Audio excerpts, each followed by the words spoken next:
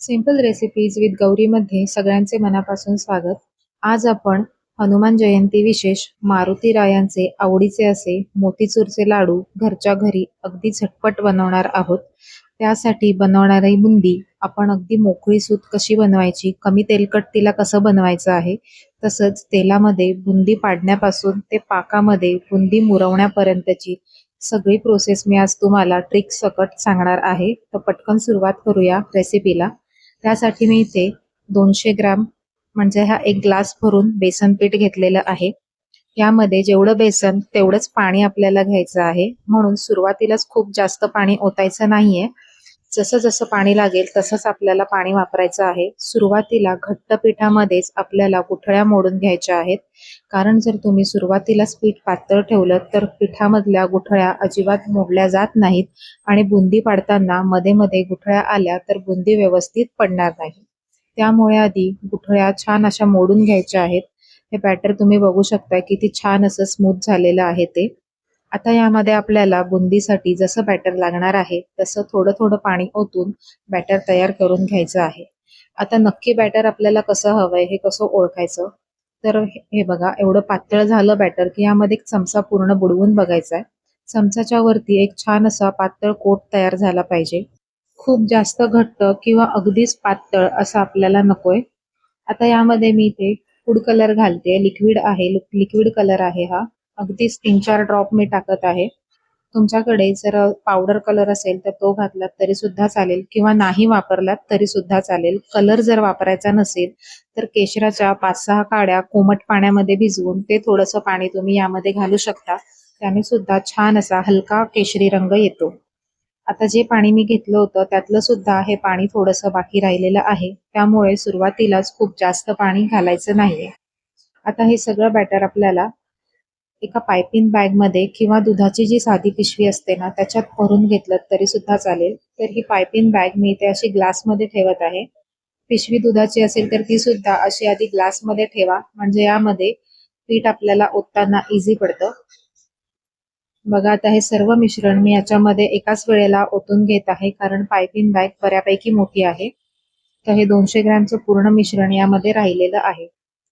आता ह्याला आपण बंद करण्यासाठी आधी एक पीळ देऊन घेऊया. दुधाची जरी पिशवी असेल तरी सुद्धा तिला असा आधी एक पीळ देऊन घ्या, म्हणजे बुंदी पाडताना मिश्रण जे आहे ते वरच्या साईडला येत नाही. नाहीतर मग काय होतं, जर पीळ नाही दिला आणि असाच रबर लावला तर मिश्रण वरच्या साईडला येतं आणि सगळे हात खराब होतात. तर बघा मी हे आता इथे असं मेहंदीचा कोन आपला कसा असतो तसं पॅक करून छान घेतलेलं आहे. आता तेल सुद्धा मी गरम करायला ठेवलेलं आहे. आपण बुंदी पाडायला सुरुवात करूया. आता याचा आपल्याला एक टोक बारीक, जितकं बारीक कापता येईल, जसं आपण मेहंदीचा कोन कापून घेतो तसंच बारीक टोक कापून घ्यायचंय. मी हातावरती थेंब सुद्धा तुम्हाला पाडून दाखवते. एवढं बारीक आपल्याला कापायचं आहे. आता वरच्या साईडला हा कोन धरायचा आहे आणि वरतून हात हलवत अशी बुंदी पाडायला सुरुवात करायची आहे. दाब आपल्याला वरतून जोरात प्रेशर द्यायचं आहे आणि सतत हात हलवायचा आहे. कुठेही थांबायचं नाहीये एका पण ठिकाणी. गॅसची फ्लेम हाय टू मीडियम ठेवायची आहे आणि कढईमध्ये बुंदी पसरेस्तोवर ही पूर्ण बुंदी पाडून घ्यायची आहे. 1 मिनिटानंतरच ही बुंदी आपल्याला काढून घ्यायची आहे. खूप जास्त वेळ तळून बसायचं नाहीये. तर बघा छान अशी ही आपली मण्यांसारखी अगदी बुंदी तयार झालेली आहे. एकही बुंदी एकमेकांना चिकटलेली नाहीये. आता ही बुंदी एका जाळीवरती काढून घ्यायची आहे, म्हणजे आपण जेव्हा बुंदी तेलातून काढतो त्याच्याबरोबर जे काही तेल येतं एक्स्ट्राचं ते सगळं खालती निघून जाते. तर अशा प्रकारे मी बाकीची बुंदी सुद्धा तळून घेणार आहे. तर बघा इथे छान अशी ही बुंदी तळून झालेली आहे. किती मोकळी झालेली आहे तुम्ही बघू शकता. अजिबात चिकटलेली एकमेकांना दिसत नाहीये. हातावर मी तुम्हाला घेऊन दाखवते. अगदी एक एक बुंदी मण्यांसारखी वाटत आहे. सुटसुटीत झालेली आहे. आता ही बुंदी अजिबात तेलकट दिसत नाहीये, याचं कारण सुद्धा मी तुम्हाला सांगत आहे. तर बुंदी जेव्हा आपण तळून घेतो ना त्यावेळेला एक पेपर अंथरून घ्यायचा आहे. कोरा पेपर असावा. आपला न्यूजपेपर वगैरे घेऊ नका, नाहीतर त्याची शाई लागते. तर हे बघा हे असं तेल आहे ना जे सगळं शोषून घेतं. एक्स्ट्राचं जे तेल राहिलेलं असतं ना ते पेपर सगळं शोषून घेतं आणि त्यामुळे बुंदी आपली तेलकट होत नाही आणि पर्यायाने लाडू सुद्धा तेलकट किंवा तुपकट होत नाही. अशी मोकळी अशी बुंदी तयार होते. 2 ते 3 वेळा आपल्याला हे पेपर चेंज करून घ्यायचे आहेत. आता आपण पाक बनवूया. त्यासाठी मी इथे एक मोठं भांडं घेतलेलं आहे. जेवढं बेसन पीठ आपण घेतलं होतं तेवढीच साखर घेतात खरं तर, पण आता आपण घरी बनवतोय त्यामुळे कमी गोड बनवू शकतो, म्हणून मी साखर थोडी कमी घेतलेली आहे. तुम्ही तुमच्या आवडीनुसार साखरेचं प्रमाण कमी जास्त ठेवू शकता. आता जेवढी साखर तेवढंच पाणी आपल्याला घ्यायचं आहे. तर मी बेसनपेक्षा थोडी कमी साखर घेतली होती. जेवढी साखर घेतली तेवढंच मी पाणी पूर्णपणे घेतलेलं आहे. आता इथे आपल्याला गॅसची फ्लेम हाय ठेवायची आहे आणि कोणत्याही प्रकारचा पाक किंवा चिकटपणा येईपर्यंत ही साखर शिजवायची नाहीये. फक्त साखर आपल्याला यामध्ये विरघळवून घ्यायची आहे. बऱ्याच जणांचे लाडू इथेच फसतात. पाक एकतर जास्त घट्ट जातो आणि त्यामुळे मग बुंदी बरोबर शोषला जात नाही आणि बुंदीचे लाडू थोडेसे कडक वगैरे होतात.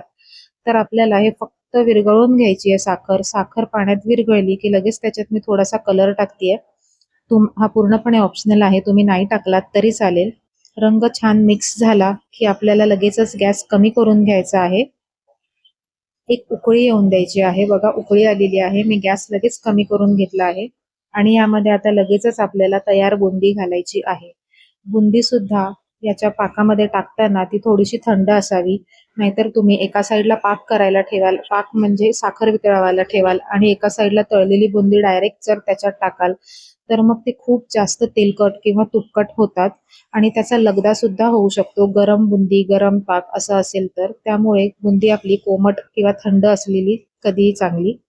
आता यामध्ये तुम्हाला सुरुवातीला हे कितीही पातळ दिसत असलं तरी अगदी 3 ते 4 मिनिटामध्ये हे पटकन आपल्याला शिजवून घ्यायचंय आणि बुंदी सगळा पाक शोषून घेते. तर बघा 2 ते 3 मिनिटं झालेली आहेत आणि बऱ्यापैकी पाक शोषला गेलेला आहे. गॅसची फ्लेम मी मंदच ठेवलेली आहे. गॅस आपल्याला वाढवायचा नाहीये. आता आणखीन 2 ते 3 मिनिटांनी छान पाक शोषला गेलेला आहे. सगळ्यात शेवटी मी ते वेलची पूड घातलेली आहे आणि आपण हे छान मिक्स करून घेऊयात. तुम्हाला दिसत असेल की खालती अजिबात पाक राहिलेला नाहीये. छान सगळा बुंदीने शोषून घेतलेला आहे.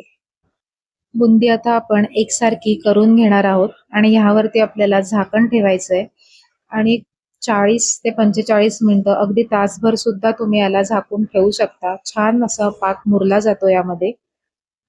तर मी इथे आता पाऊण तासानंतर जवळजवळ हे उघडलं आहे. एकदा मध्ये मी उघडून बघितलं होतं. तर बघा किती छान अशी सुटसुटीत बुंदी आपली ही तयार झालेली आहे. व्यवस्थित सगळ्या साखरेचा पाक शोषला गेलेला आहे. तुम्हाला मी जरा जवळून सुद्धा दाखवते. अजिबात त्याचा लगदा किंवा एकमेकाला खूप असं चिकटलेलं वाटत नाहीये.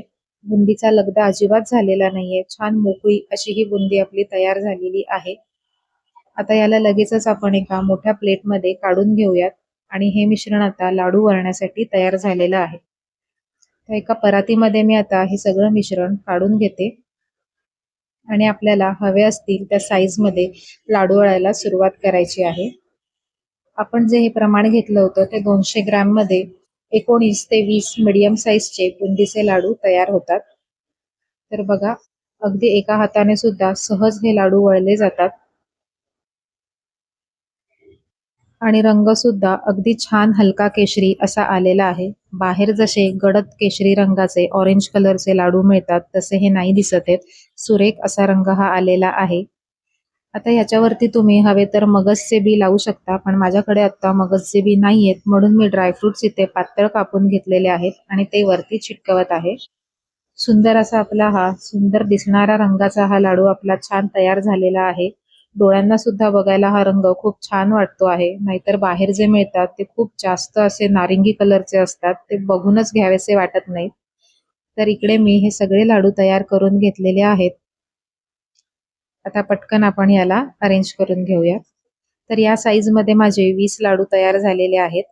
अगदी झटपट बनतात. पाकाचं अजिबात टेन्शन घ्यायचं नाही. पाक मुळात बनवायचाच नाहीये, फक्त आपल्याला साखर वितळवून घ्यायची आहे.